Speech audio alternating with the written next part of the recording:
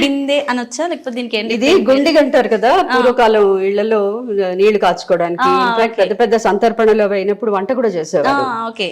ఇది మా బామ్మగారి గుండిగ, more than 100 years old.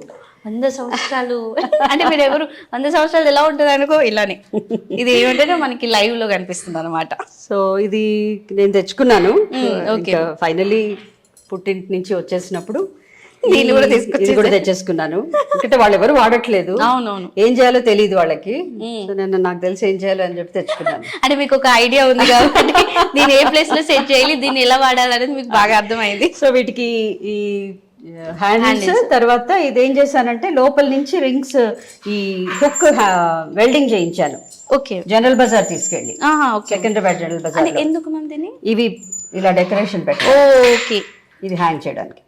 Actually basic గా అంటే ఉన్నది ఉన్నట్టు తెచ్చినట్టు కాకుండా దాన్ని కొంత మార్పులు చేర్పులు చేసి అందంగా కనిపించేలాగా. యాక్చువల్లీ మా ఇంట్లో ప్రతి సంవత్సరం కార్తీక మాసంలో కార్తీక పౌర్ణమి రోజు రుద్రాభిషేకం చేస్తాం. అప్పుడు ఈ బిందెని డెకరేట్ చేసి ఈ పైన శివలింగం పెట్టి, అంటే నాకు ఒక చిల్లులది ఒక ఇది చేయించుకున్నాను, ఇత్తడి ప్లేట్. సో ఆ ప్లేట్ పెట్టి దాని మీద శివలింగం పెట్టి మేము అభిషేకం చేస్తారు.